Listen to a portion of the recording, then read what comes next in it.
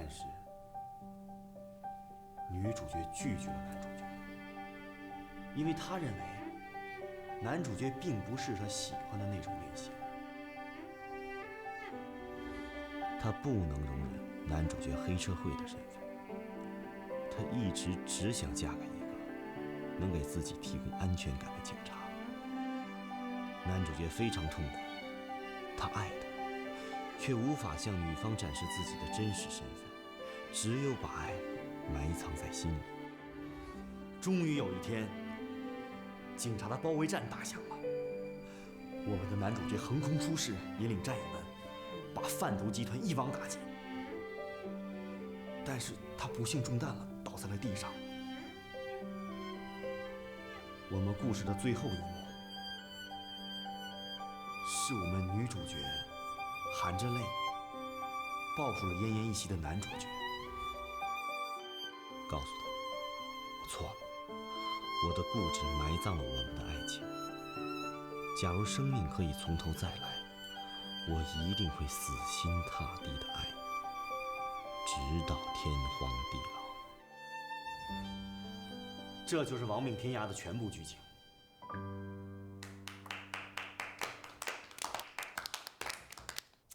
好，这就是我想要的东西。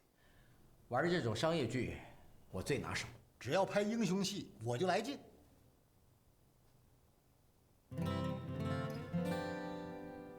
请问陆大编剧，剧本出来了吗？出了，但还不是完整的定稿。我很想看。我也想看。陆天儿，我看出来了啊，你把对林小丽的感觉写进剧本了。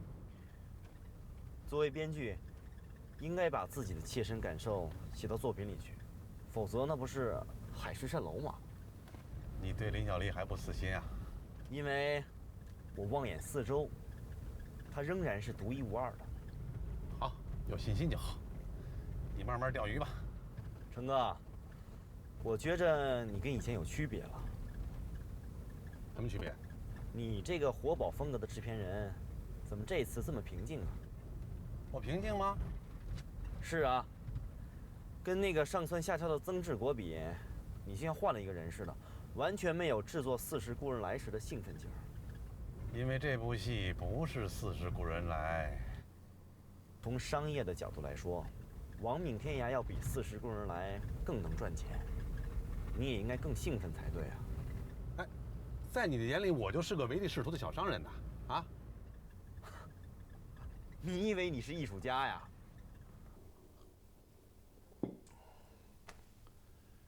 兄弟，我永远成为不了一个真正的艺术家，这我知道。但是我也有我的喜好，有我的坚持。拍摄《四十故人来》的时候，我倾尽全力，是吧？你知道为什么吗？因为我喜欢你这个故事，它感动了我。亡命天涯不同，那是曾志国定的题材，我之所以参与，完全是看在钱的份上。这么说，你是一个有着艺术良知的商人。别给我戴高帽。哎，既然你有艺术良知，那你为什么不用林小丽来演主演呀？亡命天涯这个戏呀，成就不了林小丽。那四世孤儿来呢？老弟呀，你这个问题问得好。这个问题不只是我阿成一个人的问题，这个问题是全世界影视人共同面对的一个问题，那就是市场和艺术之间的平衡。这个问题现在无法解决，未来也无法解决。要艺术，就不能要市场；要市场，就得限制艺术。我只是一个小小的制片人而已，东拼西凑弄点钱来拍戏，赚了我还能继续吆喝，赔了我将死无葬身之地。这话我一点没夸张。成哥，以后要是有条件了，我们两个合作一把真正的戏，好不好？什么叫真正的戏？人啊，都有老的那一天。等我们两个七老八十拍不动的时候，我们在家里面跟我们的孙子孙女说：“看，这就是爷爷当年拍的戏。”想，我也这么想过。我高中毕业的时候啊，有好几个职业供我选择，我当时毫不犹豫的就选择了电影儿。成哥，就凭你这一句话，我们两个做个约定，或许我们有分开的那一天。那不是或许啊，是迟早。没有不散的宴席。你露天儿，迟早有腾飞的那一天，这一点我看得很清楚。好吧，在我们迟早分开那一天之前，我们要合作一把真正的戏，一个能让我们晚年自豪的戏，一部能告慰我们影视人生的戏，好不好？来，喂，等等，啊，怎么了？拍摄时间由我来定，不能急，更不能指定为下一步。你老哥够狠的啊！哎呀，不能是下一步，那你要我露天等到什么时候啊？等到我把甜甜的养育费攒足了。OK， 欧了。来，来，哎，等等，你什么事儿？事先声明，演员得由我来定。你选演员的品味有问题，光看名气不看演技，那不行。胡说，我从来都是演技和名气相平衡。少来吧你！这次演员必须由我来定，好不好？啊2个由你定，剩下的由我定，好不好？行，我先定2个主角啊，其他的都由你来定。那你可不能任人唯亲啊！我是那种人吗你？来来来，哎，我又想起了一个问题来，这个拍摄的周期啊不能太紧张，一定要给我一个充裕的创作时间，好不好？拍摄精品嘛，当然是需要时间的。一般的电视剧3天1集，我应该给你3.1天吧。成，就这么定了，干干！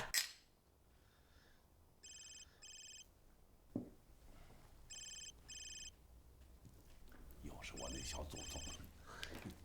喂，甜甜啊，怎么这么晚了还不睡啊？哎嘿，我这忙着呢，王炳天马上就要开机了，啊，你什么事儿啊？啊？音乐教师？哎呦，我哪有时间跟他见面啊？我这多忙啊，你知道？啊？哎，你别急呀。我明白你的心思，你想给爸找一媳妇儿，你有一后妈，我知道。哎，哎呀，可是我真的没时间，我太忙了。要不这么着吧，2个月。我把《亡命天涯》拍完了，好吧？拍完这部戏，我一定抽出时间来和这个音乐教师见面，怎么样？好吧？一定见，一定见。好，你赶紧睡吧啊！好啊，哎，拜拜。你看见没有？又给我介绍媳妇儿，我哪顾得上啊？你这，那你应该跟他说清楚啊。怎么跟他说清楚？以后再说吧。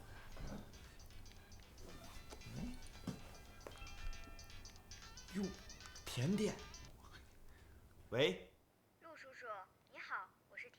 哎，你好，甜甜。告诉你个好消息，今年春节我为我爸选了一个女音乐老师，此人30多岁，长得还不错。我安排他们俩在春节之后见面，到时候你可要帮我呀。我怎么帮你啊？我很担心那个女音乐老师会不喜欢我爸的光头，所以呀，如果是那样的话，我们必须要专门为他编写一场戏，让他明白光头也有迷人之处。好啊，到时候我们2个联合编剧，让他明白，最有魅力的男人其实是光头。OK， 最后我祝你早日把林小丽阿姨拿到手，拜拜。欧了，拜拜。一回事儿。来。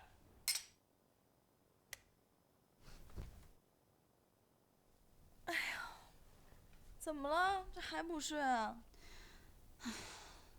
这个陆天，这陆天又怎么惹你了？他就是个白痴，是个弱智。为什么呀？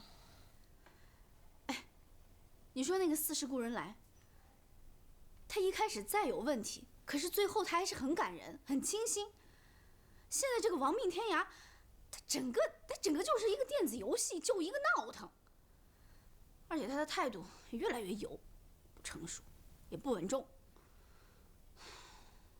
哎呦，你不会是又想扁他一顿吧？反正不会轻饶了他。哎呀，得了，睡吧啊。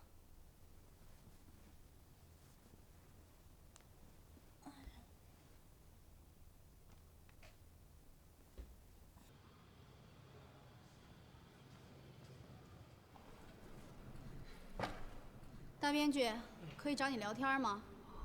当然可以了，来，请坐。真是稀客呀！啊，你的大作我拜读了，感觉如何？是不是看完以后特别的激动，对我崇拜的五体投地，专程跑过来赞美我？我不激动，但很吃惊。吃惊？我无法想象这部戏竟是出自4世故人来的编剧。你什么意思？谁高谁低呀？一个人的滑落竟会这么快，真是让人难以理解。话不能这么说。投资方付我这部戏的报酬是我上部戏的2倍。在价格上我应该恭喜你，但在艺术上我替你惋惜。我承认，手法上你比以前老练，结构上你也比以前更成熟，但除此之外，你这部戏一无是处。我说林小丽小姐，你干嘛这么激动呢？阁下也不是女1号，喝水。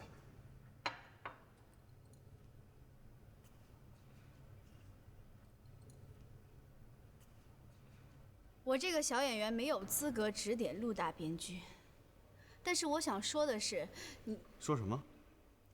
拜托你有点专业精神好不好我不明白你的意思。？13集22场，男主角向女主角求爱的那场戏，你怎么写的？你没有忘吧？我当然记得。为什么这么写？为什么不能这么写？我已经这么写了，你有什么意见吗？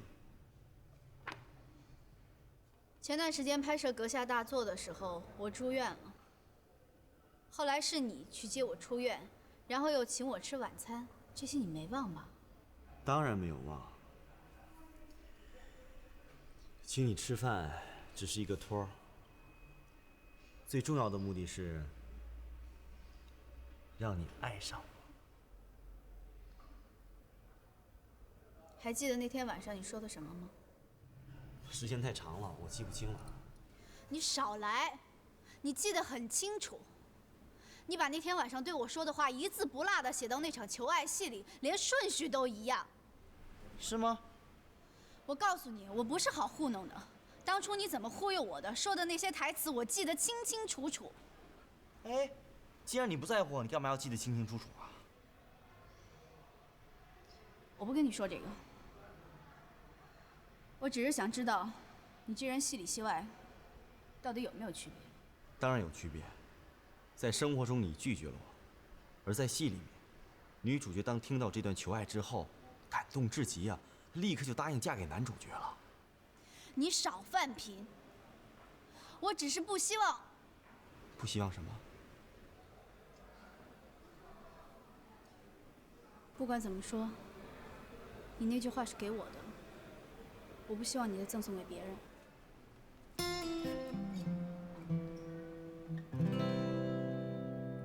后来我总算学会了如何去爱。求求你给我个机会。你好，陆编剧。哎，双姐。我刚经过这里，恰巧听到你们的争吵，有意思。我觉得有点无厘头，是不是？你最近好安静啊，放弃了对小丽的追求？不能这么说。我现在在琢磨一些新的迂回战术。我就一直弄不明白，为什么小丽没有选择如此可爱的陆天？承蒙夸奖。其实我觉着吧，他已经悄悄地爱上你了。你没有发现吗？自从他拒绝你以后，已经开始悄悄地注意你、观察你。现在你是风平浪静了，而他的内心就开始波澜起伏了。他有他的择偶标准，我跟他的择偶标准背道而驰啊。那是因为他根本就没有真正的谈过恋爱，他所谓的标准只是一种理想化的假设。直到你的靠近，他已经慢慢的开始修改这个标准了。你凭什么这么肯定的说呀？因为我当年也是这样。祝你走运。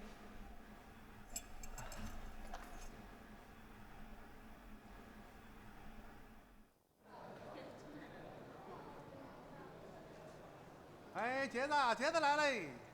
杰子，杰子，文文，你所谓的情人来了，他将制造你的走红。哎，来，我来。我帮你拿。我来吧。下面就是记者会，他们将会专门讨论你的绯闻。别紧张，按照张记者跟你说的话去回答就没有问题。哎，芳姐，我好害怕呀！你害怕？就跟参加鸿门宴似的。自打从娘胎里出来，哪接受过记者采访啊？走吧。请问魏杰先生，你作为一个年轻的明星，对自己的爱情和婚姻怎么看待？我对爱情充满了憧憬，并将肯定是一个婚姻的忠贞者。请问魏杰先生，有报道说你在开拍前和戏中的女一号文文小姐假戏真做，进入了恋爱状态，是这样吗？我只能告诉你，在这场戏里面，我和她爱得很深。请问文文小姐是这样吗？是哪样呢？在拍摄状态里，你和主演魏杰假戏真做，进入恋爱状态，是不是？如果这位先生不介意的话，我可以不回答这个问题吗？既然我们提出了这个问题，当然希望你能回答。假如真希望我们不介意的话，实话实说吧。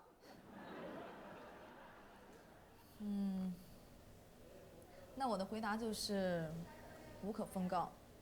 请问魏杰，你能告诉我们真相吗？这个问题我想好了，那就是坚决不能告诉你。哎，我看了那个文文和魏杰，肯定有一腿。还用问吗？从他们态度上就可以看得出来。哎，你说是魏杰拿下文文呢，还是文文勾引魏杰呢？管他们谁拿下谁呢，反正长不了，最多半年就得吹，我打赌。这都不跟咱们没事儿，最主要的是这期的娱乐报道又有新热点爆料了。喂，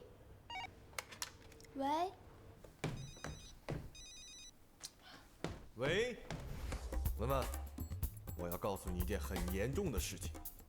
啊？从今天上午开始，我们公司的电话给打爆了，有几十家媒体的娱乐版要你的照片，你火了。我们公司最重要的事情就是包装文文，要动用所有的手段把它包装起来啊！首先是拍照啊，拍照啊，第一批照片啊，就是要穿衣服比较暴露的那种啊，体现出她的身材那种嘛。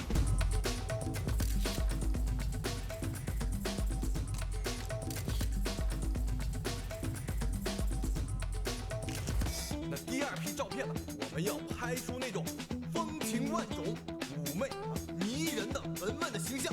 大家想一想啊，第一批照片我们已经让很多人流鼻血了，我们再来一些挑逗，他们一定会吐血啊，这样文文就能吸引更多人。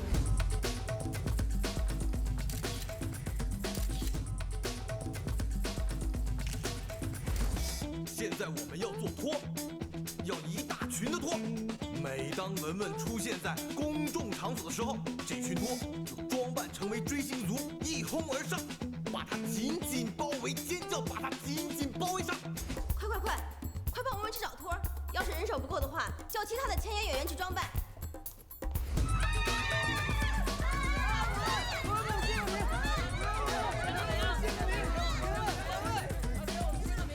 套用鲁迅的一句话说：“世上根本没有明星，围观的人多了，就成了星了。”关键瞧见了没有？文文已经是你们公司这批演员当中最有号召力、最有影响力的演员了。是啊，总是得有一些人先红起来嘛。什么时候我能像他一样就好了。怎么啦？眼红啦？哎，小丽啊，说实话，你看到文文这样，会不会有点嫉妒啊？你呢？说实话，心里有点酸酸的，尽管她是文文。我不嫉妒，我真的不嫉妒。虽然在人前很红是件很好的事情，但是我知道现在的文文她一定很累。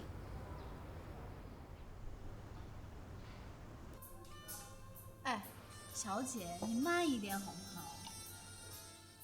这一整天的拍照，又是微笑又是发嗲的，我都快饿死了，也累死了。那有什么办法？谁让你是腕儿呢？得了，别臭我了。不过啊，今天被一大群人瞩目啊，我这心里还真有点飘飘然。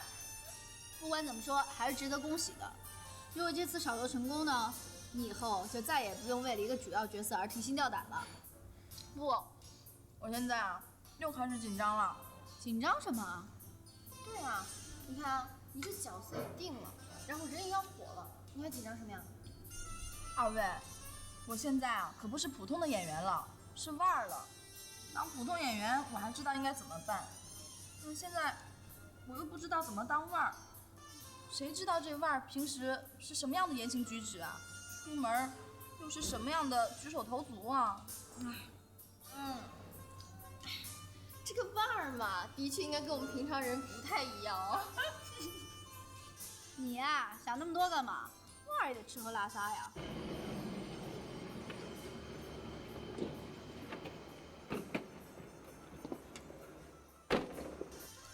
这个道理我倒知道，但是啊，如何能当成一个腕儿啊，的确是我的难题。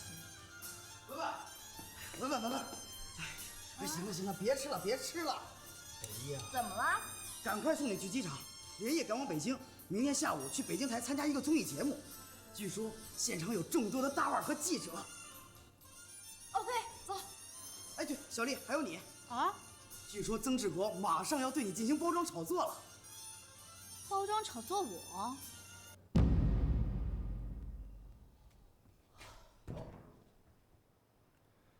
看到了吧，现在的文文已经是话题人物了。才2天，我就接到100多家媒体的电话，问我究竟文文是什么来历，背景是什么。哇塞，这不是未演先红吗？我的想法是，趁热打铁，继往开来。怎么说？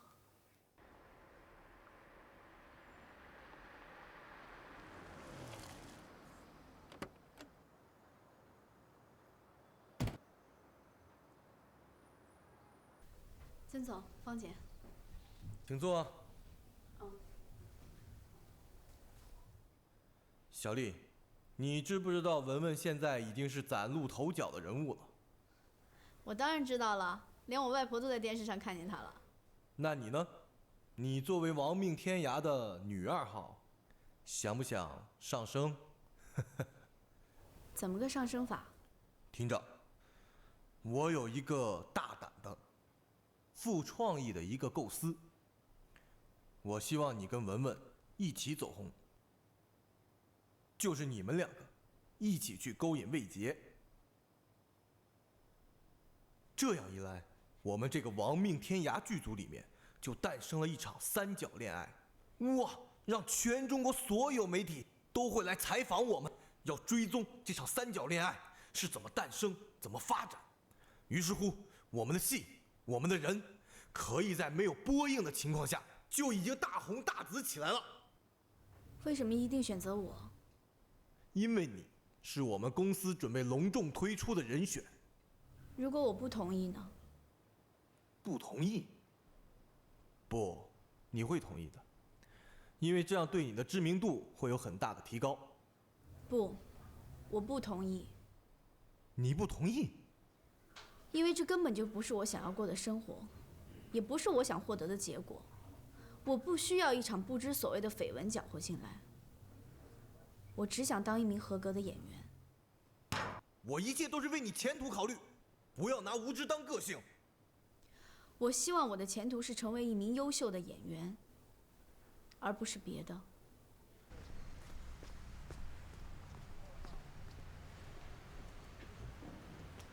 这个丫头无法无天，真是不识好歹。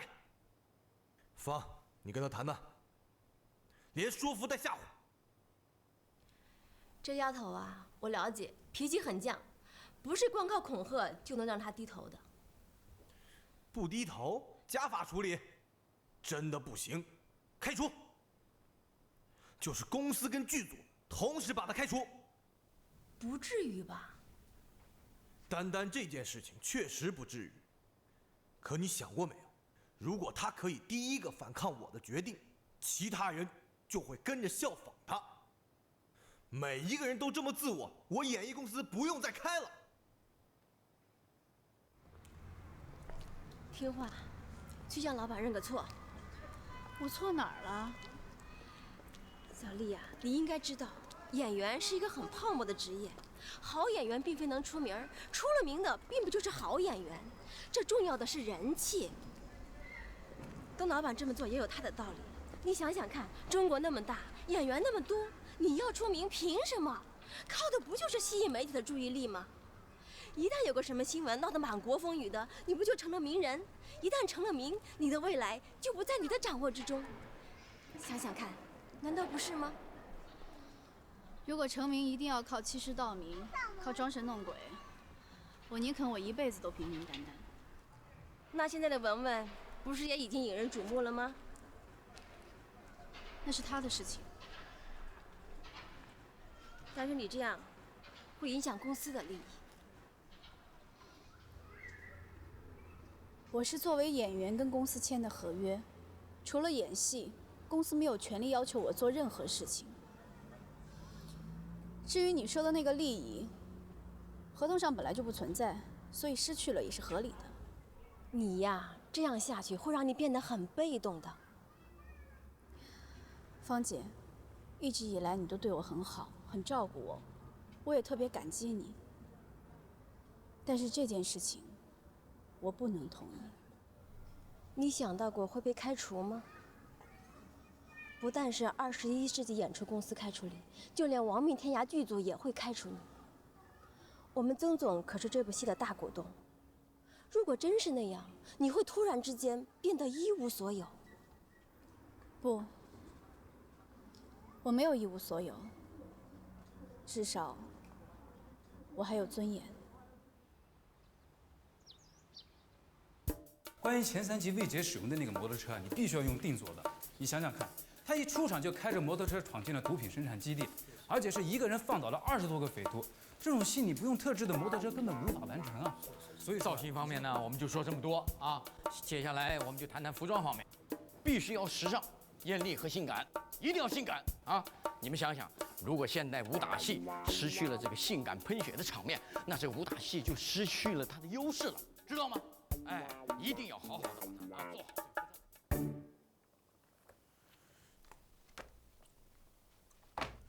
我说编剧，这个我的词儿也太多了吧？我不明白你的意思。我看了剧本，20集的剧里面至少有30段的台词，我超过了100个字。100个字啊，太多了。100个字还算多呀？冯小刚的《大腕》你看过没有？看过。里面李成儒的一段台词，300多个字，一个镜头一条过，你这还算多呀？我说哥们儿，你这大腕的编剧，你怎么能和人家比呢？你只不过是一普通编剧，你和人家有区别的，你知道吗？是吗？能请教其中的区别吗？我没闲工夫给你解释这个。你们既然这一次有幸请我来出演男1号，就要充分的把握我这个资源，不能够浪费。你明白吗？有个词儿是怎么说的？报什么物啊？暴殄天物。没错，就是这个词儿，暴殄天物。咱们现在拍的什么戏啊？现代武打剧，热热闹闹就行了，不需要那么多词儿。最好是我一个非常酷的眼神，再来一个英俊的亮相，然后捋胳膊挽袖子开打就行了，明白吗？如果这样的话，观众在收看的时候会有误会。会有什么误会？他们会认为不是在看电视剧，而是在看全国武术锦标赛的现场直播。废话，有哥哥我在这儿，谁不知道是电视剧啊？你还不知道我是谁吧？您这么大的腕儿，我怎么可能不知道您是谁呢？没错，哥哥我现在已经跨过中国大陆，直飞亚洲天空了。在这个舞台上，除了梁朝伟和李连杰少数几个人能和我相提并论之外，还真没其他人了。可能是我有些近视吧，我怎么没看出来你哪方面能跟他们比呢？你是能跟梁朝伟比演技啊，还是能跟李连杰比武术啊？话不能这么说，我的演技呢比梁朝伟是差的，但是他会后空翻吗？他会耍旋子吗？他会像我这样有这么好的身手吗？再说李连杰，他能有哥哥我这么好的身材，有这么高的个头吗？能有我皮肤这么水灵吗？闹了半天，我是在跟一位国际巨星在谈事情啊！啊，失敬失敬。什么恭维话都甭说了，改词儿了。不好意思啊，我没有能力修改这个台词。至于你说台词太多背不下来，那你就到现场修正了，或者，找你助理提词。我这个小编剧啊，真的无法满足你这个要求。成哥，那你们先谈着，我还得赶快去儿童乐园骑木马呢。失陪啊！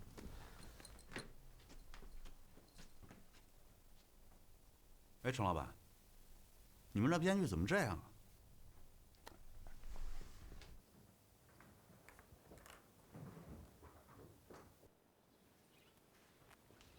陆天儿，陆天儿，陆天儿，怎么着？有何训斥？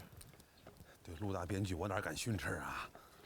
陈哥，你劝我也好，威胁也好，总之，我是不会给他修改剧本的。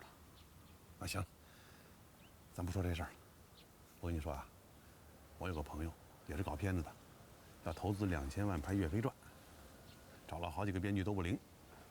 我跟他们推荐了你，人家看了你的《亡命天涯》《40故人来》，对你很感兴趣。怎么样？这事儿你感不感兴趣？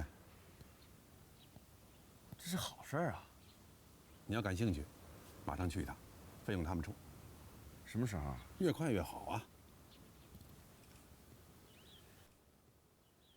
这个时候，女飞贼已经露出了真面目，她的情绪变得冷酷傲慢，还要跟魏杰展开一场挑衅的决斗。挑衅的决斗。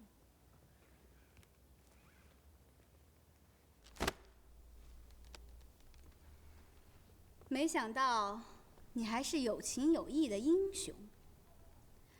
好啊，既然你已经知道了我的真面目，我也不用再演了。说吧，想怎么着？听你的。想动手？好啊，那就看看你能不能踩过我的身子。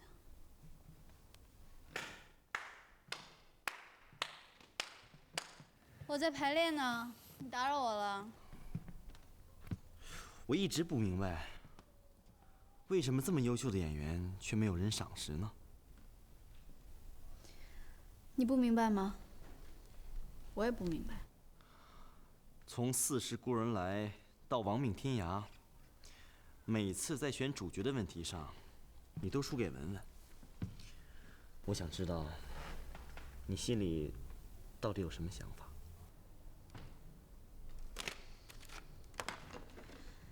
你认为呢？你一定很恼火，因为你很清楚，在这波演员里面，你是最好的。我不恼火，只是很困惑。可能是我的性格有问题吧。我听说你们曾老板正在琢磨着让你介入一场三角恋的绯闻，要复制文文的奇迹。你打算怎么办？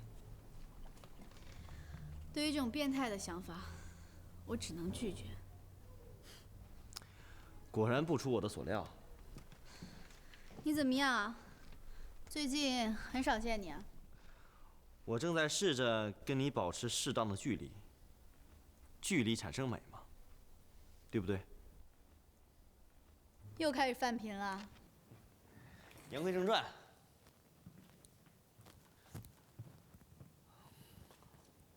我要走了。去哪儿？哎，你的表情怎么这么紧张啊？啊？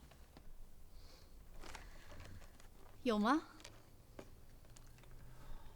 我要出差半个月左右，江苏有一投资商要请我写剧本。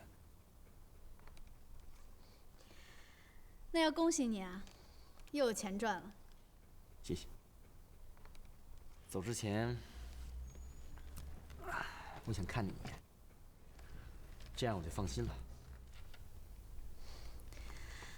有什么不放心的呀？第一，如果曾志国一定要让你介入这场三角恋的话，你要选择委婉的方式去拒绝他，不要硬来，不要耍脾气。除了我，没有人会容忍你的倔强。好像是这样啊。第二，你要试着跟导演、演员沟通协商，不能太自我。不要用对待我的态度去对待别人。除了我，没有人会容忍你的高傲。最后，你想要些什么，我出差后给你带回来。有这个必要吗？有啊，当然有。你想想啊，假如我一个人出门在外，能有一个让我牵挂的人、惦记的人，回来的时候有一种归心似箭的感觉，那可真是一种很愉悦的感受啊。你认为这个人也会惦记你吗？那就是他的事情了。好吧，不管你给我带什么回来，我都会开心的接受。谢谢。我要走了，留半个月的时间，让我们互相想念吧。哎，啊？我也有个要求。什么要求？让我去送你。好啊。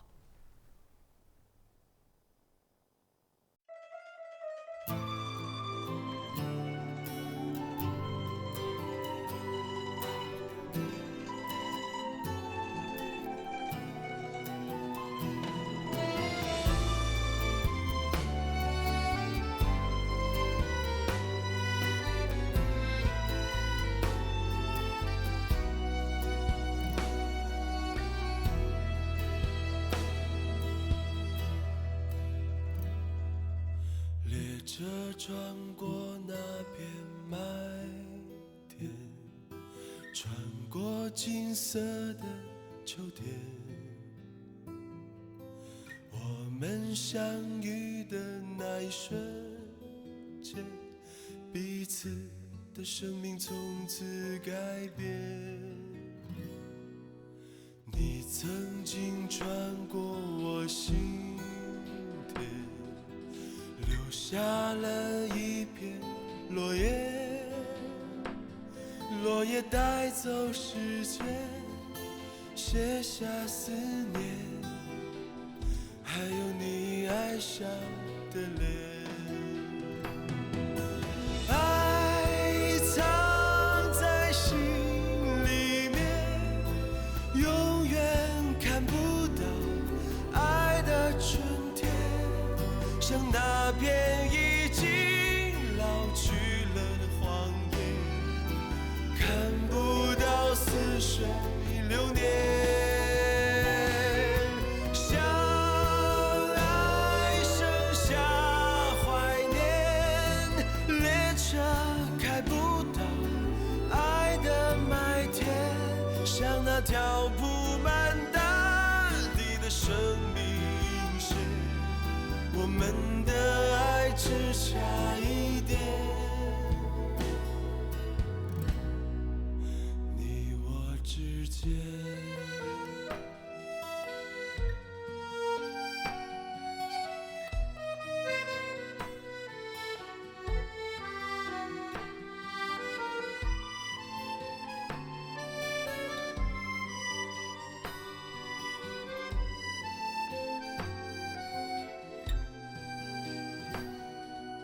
列车穿过那片麦田，穿过金色的秋天，我们相遇的那一瞬间，彼此的生命从此改变。你曾经穿过我心田，留下了一片落叶，落叶带走时间，写下思念，还有你爱笑的脸。